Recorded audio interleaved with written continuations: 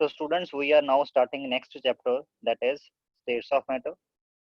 ये तो हम 8th 9th से पढ़ते आ रहे हैं कि there are 3 states of matter, solid, liquid, gas. इसमें कोई खास मतलब स्टार्टिंग में तो डेफिनेशन वाला काम ही है। सर What are दो solids? क्या हुआ?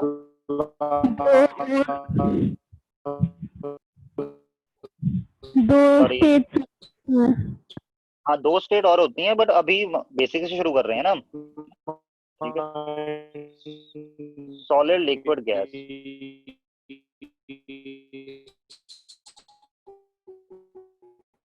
Solids, what are solids?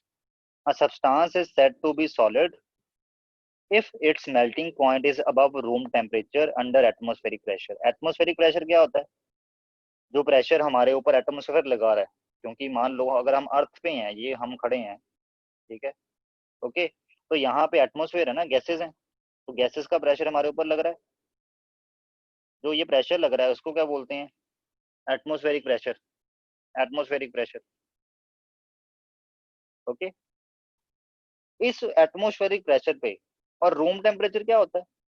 25 to 30 degree Celsius, जिस टेम्परेचर पे हम कंफर्टेबल फील करते हैं, ठीक है। एटमोस्फेरिक प्रेशर के अंडर रूम टेम्परेचर पे अगर किसी सब्सटेंस का जो मेल्टिंग पॉइंट है वो रूम टेम्परेचर से अबव है, मतलब उसका मेल्टिंग पॉइंट मान लो 50 डिग्री सेल्सियस, तो ऑब्वियस है जब वो रूम टेम्परेचर पे पड़ा होगा वो सॉलिड स्टेट में होगा। So that substance will be called as the solid, जिसका मेल्टिंग पॉइंट रूम टेम्परेचर से अबव है under condition of atmospheric pressure. क्योंकि एटमोस्फेरिक प्रेशर जो होता है, कि प्रेशर, एटमोस्फेयर कितना प्रेशर लगा रहा है किसी बॉडी के ऊपर, ये भी मेल्टिंग पॉइंट और बॉइलिंग पॉइंट को चेंज कर सकता है। एग्जांपल मैं दूंगा अभी आपको। लिक्विड, लिक्विड क्या होगा? A substance is said to be liquid if its melting point is below room temperature. उसका मेल्टिंग पॉइंट जो है वो बिलो रूम टेम्परेचर है, ऑब्वियस है, फिर तो वो मेल्ट हो ही जाएगा रूम टेम्परेचर पे, अगर उसका melting point below room temperature है। रूम टेम्परेचर 25 डिग्री सेल्सियस है, उसका मेल्टिंग पॉइंट 20 डिग्री सेल्सियस है, तो जैसे ही उस सब्सटेंस को रूम टेम्परेचर पे लेके आओगे, that will be a liquid. But boiling point is above room temperature, पर उसका जो बॉइलिंग पॉइंट है वो रूम टेम्परेचर से अबव है, तो इसलिए वो बॉयल नहीं होगा, ओके। लिक्विड मेल्ट होके सॉलिड, जैसे अगर देखा जाए तो आइस भी बन जाती है, बट आइस जो है वो रूम टेम्परेचर पे सस्टेन नहीं ना रहती, वो लिक्विड में कन्वर्ट हो जाती है। देखा जाए तो वाटर सॉलिड फॉर्म में होना चाहिए, हमें आइस मिलती तो है, ठीक है, बट नहीं, एक्चुअल में सॉलिड फॉर्म में नहीं होना चाहिए। क्यों? क्योंकि रूम टेम्परेचर पे ये मेल्ट हो जाता है, लिक्विड स्टेट में रहना प्रेफर करता है, तो इसलिए water remains in the liquid state. क्यों लिक्विड स्टेट? क्योंकि इसका मेल्टिंग पॉइंट जो है that is below room temperature, but जो बॉइलिंग पॉइंट है that is above room temperature, okay. So wait, मेरी ना अभी ये पेंसिल वर्क करना बंद कर गई है, just let me connect, okay. Next है आपके पास third state, that is gaseous state.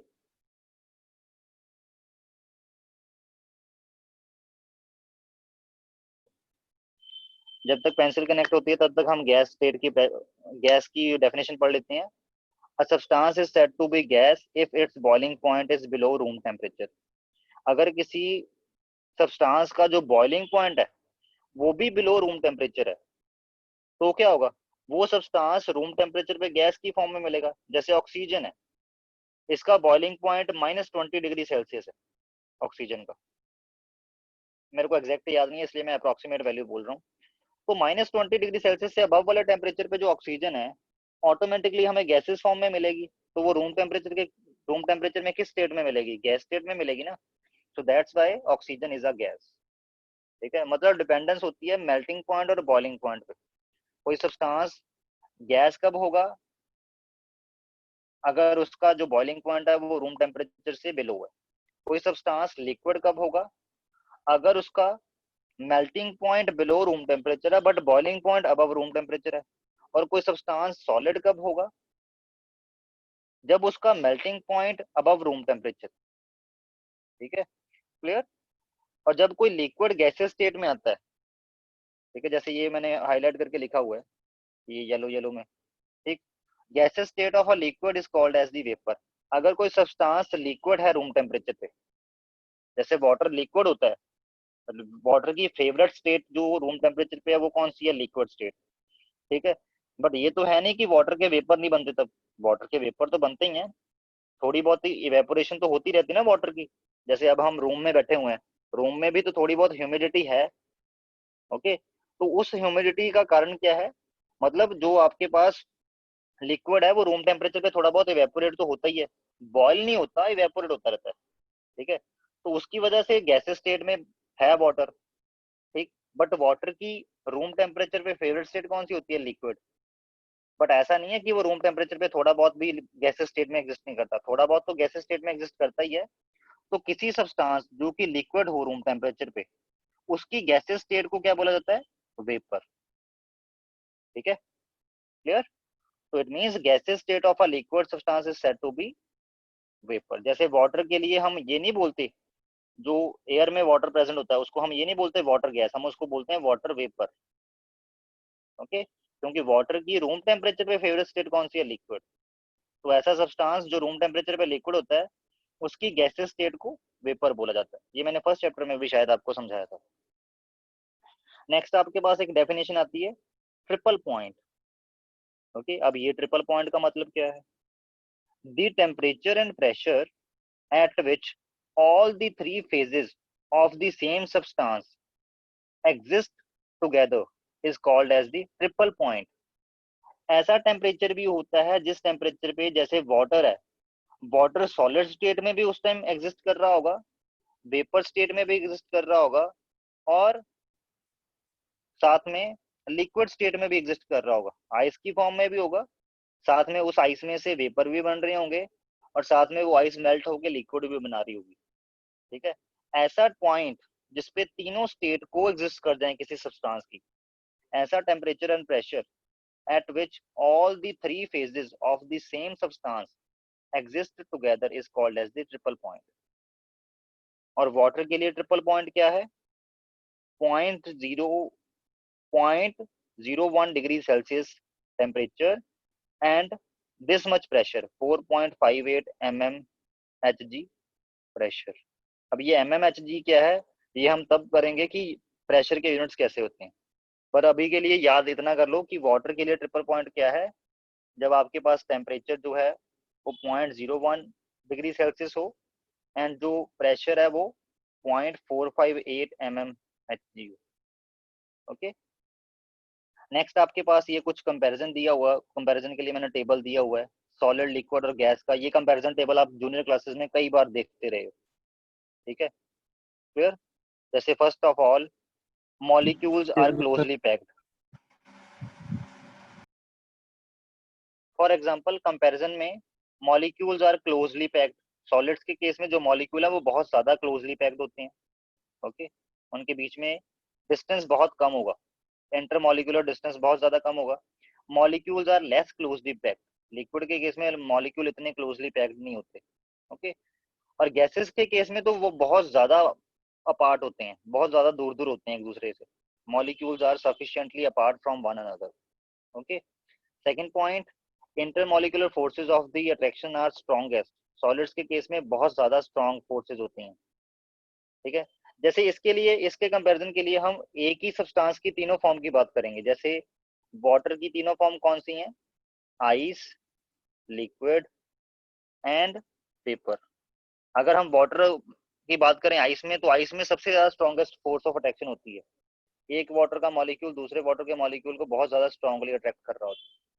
But जब वाटर लिक्विड स्टेट में होता है तो फोर्स ऑफ अट्रैक्शन थोड़ी सी कम हो जाती है, और वेपर स्टेट में तो एक वाटर का मॉलिक्यूल दूसरे वाटर के मॉलिक्यूल से बहुत ज्यादा दूर होता है, इनके बीच में इंटरमॉलिक्यूलर फोर्स ऑफ अट्रैक्शन बहुत कम होती है।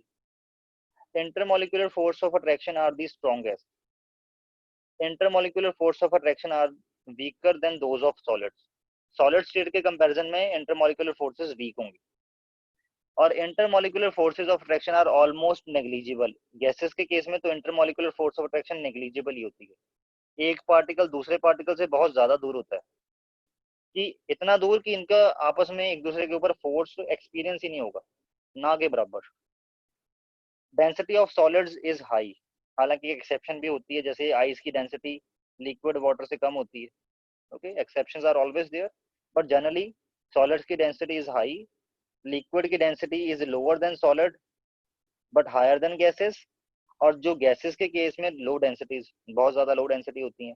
ओके, उसके बाद the position of molecule in the crystal lattice are fixed and hence solids do not have translatory or rotatory motion but only possess vibratory motion। जैसे सॉलिड्स के case में particle अपनी जगह से नहीं हिल डुल सकते, तभी तो सॉलिड्स जो है वो फ्लूइडिटी वाली प्रॉपर्टी शो नहीं करते। उनके पार्टिकल एक जगह से एक जगह खड़े रहते हैं। वो क्या करते हैं, वो एक जगह खड़े होके, जैसे मान लो ये वाला पार्टिकल है, ये इस जगह खड़ा होकर वाइब्रेट कर सकता है, vibration can be there, but ये ना तो ट्रांसलेटरी मोशन शो कर सकता है, ट्रांसलेटरी मोशन का मतलब होता है लीनियर मोशन, कि ऐसे सीधा सीधा चलना, ना ही ये रोटेटरी मोशन शो करता है, रोटेशन भी नहीं कर सकता। ठीक है, मतलब सॉलिड्स के केस में जो मॉलिक्यूल होते हैं, उसके जो कॉन्स्टिट्यूएंट पार्टिकल्स होते हैं, they can not show translatory और rotatory motion, they can only show vibratory motion. Okay, but molecules of a liquid have greater freedom of movement. Liquid में थोड़ी बहुत फ्लूइडिटी वाली प्रॉपर्टी आ जाती है। क्यों आ जाती है? क्योंकि इसमें मॉलिक्यूल जो होते हैं उनको थोड़ा सा फ्रीडम होता है, दे हैव सम ट्रांसलेटरी और रोटेटरी मोशन, वो ट्रांसलेटरी और रोटेटरी मोशन भी करवा सकते हैं, और वाइब्रेशन तो करवा ही लेते हैं, वाइब्रेशन हर स्टेट में हो रही होती है। ठीक है, कंप्लीट वाइब्रेशन सीज कब होती है किसी सॉलिड में?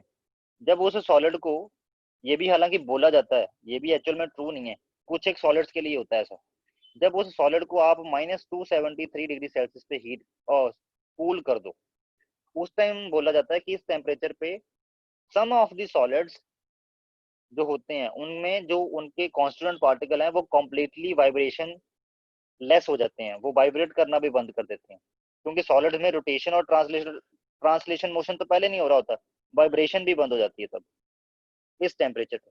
पर ये भी कुछ एक के लिए होता है, उनको हम बोलते हैं आइडियल सॉलिड्स। ठीक है, कुछ एक के लिए होता है ये भी। ठीक है, आगे आपके पास है molecules of gas have large rotatory, vibratory and translatory motion. ये तो पता ही है, क्योंकि मॉलिक्यूल फ्रीडम से घूमता है, अपनी मर्जी से वो रोटेशन भी करवा सकता है, वाइब्रेशन भी करवा सकता है, और ट्रांसलेशन भी करवा सकता है। Fifth, molecules of solid possess least energy. अगर एनर्जी होती, जैसे मान लो मैंने सॉलिड की एग्जांपल दी थी, अगर इसके पार्टिकल्स में एनर्जी होती तो ये घूम फिर ना लेता, ट्रांसलेटरी और रोटेटरी मोशन शो ना कर देता। ठीक है, नहीं करा, उसका रीजन क्या है? क्योंकि उनमें लीस्ट एनर्जी होती है, पार्टिकल जो होते हैं उनमें ज्यादा एनर्जी नहीं होती। ठीक है, जैसे जैसे आप इसको सॉलिड को हीट करोगे, हीट करने से होगा क्या, इसके पार्टिकल को एनर्जी मिलेगी, जब इसके पार्टिकल को एनर्जी मिलेगी तो अल्टीमेटली जो इसकी स्टेट है वो लिक्विड की हो जाती है, क्योंकि पार्टिकल ज्यादा एनर्जी वाले हो जाते हैं, तो वो क्या करते हैं, वो ट्रांसलेटरी और रोटेटरी मोशन शो करना शुरू कर देते हैं, जिसकी वजह से फ्लो होना शुरू हो जाता है। ठीक है, तभी हम बोलते हैं कि molecules of liquid have higher energies than those of solids. इस हायर एनर्जी की वजह से ही ये वाला पॉइंट ट्रू होता है। और गैसेस के केस में तो बहुत ज्यादा एनर्जी होती है मॉलिक्यूल्स के पास। गैसेस के मॉलिक्यूल कभी इधर घूम रहे हैं, कभी इधर घूम रहे हैं, कभी इधर जा रहे हैं, कभी उधर जा रहे हैं। ऐसा क्यों हो पा रहा है? क्योंकि दे हैव एनर्जी, चलने फिरने के लिए एनर्जी चाहिए ना। ठीक है, गाड़ी को चलाने के लिए भी फ्यूल चाहिए, फ्यूल क्यों चाहिए? क्योंकि फ्यूल से ही गाड़ी को एनर्जी मिलती है, अल्टीमेटली गाड़ी को चलाने के लिए एनर्जी चाहिए। ठीक है, सिमिलरली ये वाला पॉइंट एनर्जी से रिलेटेड ऐसे ही है, जैसे गाड़ी को चलाने के लिए फ्यूल चाहिए, वैसे ही मॉलिक्यूल्स को चलाने के लिए चाहिए एनर्जी। सॉलिड्स के केस में मॉलिक्यूल बहुत कम चल रहे होते हैं, सिर्फ वाइब्रेशन शो करते हैं, ट्रांसलेशन और रोटेशन तो शो ही नहीं करते, इसलिए हम कहते हैं कि इनके मॉलिक्यूल में बहुत कम एनर्जी होती है। ठीक है, लिक्विड्स के केस में थोड़ी ज्यादा एनर्जी होती है, और गैसेस के केस में बहुत ज्यादा एनर्जेटिक होते हैं molecules. Next point, solids have definite shape and definite volume. ये नहीं मैं पॉइंट एक्सप्लेन करूंगा, ये आप सभी को पता है। They do not have definite shape but definite volume, volume definite है, शेप डेफिनेट नहीं है। Gases have neither definite shape nor definite volume. Okay, solids possess least compressibility, compressible नहीं होते सॉलिड। लिक्विड्स की कंप्रेसिबिलिटी ज्यादा होती है as comparison to gases. Okay, थोड़ा बहुत ज्यादा कंप्रेसिबल होते हैं as comparison to solid, but इनकी कंप्रेसिबिलिटी गैसेस से तो बहुत कम होती है, और गैसेस आर हाईली कंप्रेसिबल। ठीक है, जैसे मान लो अगर आप ऑक्सीजन के छोटा सा ऑक्सीजन, मान लो ये छोटी सी पिल है जिसमें ऑक्सीजन गैस भरी है, जैसे ही आप इस पिल को खोलोगे वो पूरी गैस आपके रूम में फैल जाएगी। तो पहले वो कितने छोटे से, इतना उसका वॉल्यूम भी यही वाला था, उस पिल जितना, उस बॉल जितना जो आपने ली थी, और उसकी शेप भी ये थी। जब वो पूरे रूम में फैल गई तो अब गैस का वॉल्यूम भी रूम जितना हो गया और शेप भी रूम जैसी हो गई। जो रूम की शेप है वही उसकी शेप होगी गैस की, यही बोलेंगे। तो गैसेस के केस में कंप्रेसिबिलिटी फैक्टर हाई होता है क्योंकि उसमें पार्टिकल बहुत ज्यादा दूर दूर होते हैं। ओके, तो उनको जब आप प्रेशर लगा के दबाने की कोशिश करोगे तब वो बहुत ज्यादा नियर बाय आ जाएंगे, तो आप जितना मर्जी दबा लो। इसलिए गैसेस पोजेस हाई कंप्रेसिबिलिटी। ठीक है, तो यहाँ से सॉलिड, लिक्विड और गैस की एक और डेफिनेशन निकल के आ जाती है, depending upon shape and volume. कि solids have definite shape and definite volume, liquids have definite volume but not definite shape, and gases have neither definite shape neither definite volume। अब ये आप इसके अकॉर्डिंग भी डिफाइन कर दोगे, but ये बच्चों वाली डेफिनेशन है, 8th to 10th लेवल पे आती है। ठीक है, तो इसलिए सॉलिड साथ में आप ये भी मेंशन करोगे कि सॉलिड, लिक्विड, गैस में जो टेम्परेचर है, रूम टेम्परेचर से उनके मेल्टिंग पॉइंट और बॉइलिंग पॉइंट का रिलेशन क्या है, ये भी आप एक्सप्लेन करोगे ड्यूरिंग डेफिनेशन, अगर आपको डेफिनेशन आती है। बट कभी डेफिनेशन आएगी नहीं ऐसे। ओके, नाउ जैसे कि जैस्मीन ने बोला कि there are two more states of matter, और ये एक्चुअल में एग्जिस्ट भी करती हैं। Okay, one is called as the plasma state, second is called as the super cooled solid. हालांकि ये नॉर्मल कंडीशन पे नहीं एग्जिस्ट करेंगी, normal day to day life में आपको कभी भी प्लाज्मा स्टेट नहीं मिलेगी और सुपर कूल्ड सॉलिड नहीं मिलेगा। ठीक है, बट ये दो स्टेट्स भी होती हैं। जैसे प्लाज्मा स्टेट क्या होती है, formed due to high heating of the gases state. मान लो कोई चीज गैसेस स्टेट में आ गई, बट फिर भी आप उसको हीट करते जा रहे हो, करते जा रहे हो, उसको 40,000 डिग्री सेल्सियस तक हीट कर दिया। ठीक है, कितना ज्यादा हीट कर दिया, कितना ज्यादा टेम्परेचर है 40,000 डिग्री सेल्सियस, फिर भी हीट करे जा रहे हो, करे जा रहे हो। तो आपको पता है कि एटम के अंदर क्या होता है, न्यूक्लियस, और उसके अराउंड क्या होते हैं, इलेक्ट्रॉन्स। तो इतने टेम्परेचर पे तो इलेक्ट्रॉन और प्रोटॉन भी अलग हो जाएंगे, क्योंकि इनके बीच में जो बाइंडिंग फोर्स है वो टूट जाएगी इस टेम्परेचर की वजह से। तो मतलब उस टाइम जो आपने लिक्विड लिया होगा, that do not contain atoms और मॉलिक्यूल्स, उसमें क्या होगा, पॉजिटिव चार्ज पार्टिकल और इलेक्ट्रॉन जो है वो फ्रीली एग्जिस्ट कर रहे होंगे, and that state will be called as the plasma state. ठीक है, जैसे सन है, सन पे तो 40,000 डिग्री सेल्सियस टेम्परेचर होता ही है। ठीक है, तो सन पे क्या होगा, सन पे जितनी भी गैसेज हैं वो वो मॉलिक्यूल्स की, जैसे अगर हाइड्रोजन है तो हाइड्रोजन इस फॉर्म में एग्जिस्ट नहीं करती होगी। सन में क्या होगा, हाइड्रोजन जो है वो अपने 2 इलेक्ट्रॉन छोड़ के H2 पॉजिटिव आयन, ये वाला कटायन बना हुआ सन में, और साथ में ये 2 इलेक्ट्रॉन वैसे मजे से घूम रहे हैं। हालांकि इलेक्ट्रॉन की फ्री एग्जिस्टेंस होती नहीं है, बट प्लाज्मा स्टेट में इलेक्ट्रॉन की फ्री एग्जिस्टेंस पॉसिबल है। Formed due to superheating of the gaseous state, and it consists of a mixture of electron and positively charged ions। Example in sun and stars, जितने भी सन and star हैं उन पे इतना temperature बड़े आराम से अचीव हो जाता है, 40,000 डिग्री सेल्सियस तक। 10,000 डिग्री सेल्सियस के बाद तो बड़े आराम से अचीव हो जाता है उनमें। ठीक है, तो प्लाज्मा स्टेट कहाँ पे आपको मिलती है देखने को, सन्स एंड स्टार्स में। और सुपर कूल्ड सॉलिड, अब ये उल्टा, किसी सब्सटेंस को आप ठंडा करते जा रहे हो, करते जा रहे हो, मतलब -273 डिग्री सेल्सियस से भी ठंडा, इससे भी लो टेम्परेचर लेगी उसका। ठीक है, तो क्या होगा, तो वो इतना ठंडा हो जाएगा कि उसके मॉलिक्यूल, उसमें जैसे मान लो ये एटम है, वेट, जैसे अगर मैं वाटर की बात करूं तो वाटर का एक molecule made up of 2 hydrogen and 1 oxygen. ठीक है, ऐसे आपके पास कितने सारे वाटर के मॉलिक्यूल होते हैं, अगर आप एक ड्रॉप वाटर भी लोगे। अगर आपने इसको ठंडा करते गए, करते गए, करते गए, और इनके बीच में बाउंड बॉन्ड बनता गया, बनता गया, बनता गया, इतना स्ट्रॉन्ग बॉन्ड बन गया, जब आपने बहुत ज्यादा कम टेम्परेचर कर दिया, इतना स्ट्रॉन्ग बन गया कि अब ये 4 मॉलिक्यूल वाटर के इंडिपेंडेंटली बिहेव नहीं कर रहे, ये चारों एक ही आइडेंटिटी की तरह बिहेव कर रहे हैं, क्योंकि ये बहुत जुड़ गए हैं आपस में अच्छे से। उसको बोलते हैं कंडेंस्ड स्टेट। ठीक है, क्लियर।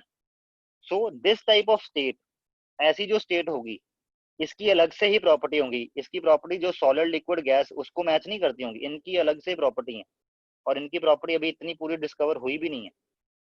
ठीक है, तो उन प्रॉपर्टीज को इसलिए बोलते हैं कि ये दो स्टेट्स अलग ही स्टेट हैं, उनकी अपनी ही प्रॉपर्टी होंगी, जो सॉलिड, लिक्विड, गैस की प्रॉपर्टीज को मैच नहीं करती होगी, इसलिए इनको अलग से पढ़ते हैं। ठीक है, अब इसको थोड़ा सा पढ़ लेते हैं। Super cooled solid, also called as Bose Einstein condensate, in this due to super cooling atoms loses their individuality and condense to form a single super atom. Atoms भी हो सकते हैं, मॉलिक्यूल्स भी हो सकते हैं, डिपेंडिंग अपॉन सब्सटेंस को आपने, जिसको आपने कूल किया है, वो एटम से बना है कि मॉलिक्यूल से बना है। ठीक है, जैसे मैंने अभी आपको एग्जांपल दी वाटर। तो these are the two more states of matter. Okay, जैसे अब हमने यहाँ पे पढ़ा ना कि intermolecular forces are strongest, intermolecular forces are weaker, intermolecular forces are negligible. सबसे पहले ये जाने कि ये इंटरमॉलिक्यूलर फोर्सेज होती क्या है। ठीक है, जैसे मान लो वाटर का है, आपके पास इस एक गिलास लिया आपने, उसमें वाटर लिया, वाटर में कितने सारे मॉलिक्यूल होंगे ना वाटर के। हालांकि वाटर मॉलिक्यूल की शेप ऐसी होती है, बट मैं सिंप्लिसिटी के लिए इसको ऐसे दिखा रहा हूँ। ओके, कितने सारे वाटर के मॉलिक्यूल होंगे। ठीक, वाटर में जो हाइड्रोजन और ऑक्सीजन जुड़ा है वो तो आपस में कोवलेंट बॉन्ड से जुड़ा है, वी नो दैट। ओके, इसकी बात नहीं कर रहा, इस बॉन्ड की बात नहीं कर रहा। एक वाटर का मॉलिक्यूल दूसरे वाटर के मॉलिक्यूल के साथ किस फोर्स से जुड़ा है, क्योंकि ये भी आपस में एक दूसरे के साथ जुड़े होते हैं ना। इस बॉन्ड को, जिससे ये मॉलिक्यूल आपस में जुड़े हैं, this bond is called as the intermolecular force. ठीक है, कि मॉलिक्यूल्स के बीच में आपस में जोड़ने वाला उनको कौन है। ठीक है, और जो इंटरमॉलिक्यूलर फोर्सेज होती हैं वो भी हमारे पास कई तरह की होती हैं। ओके, क्लियर, इनके बारे में हम पढ़ेंगे कल, आज नहीं, आज के लिए बहुत है इतना ही।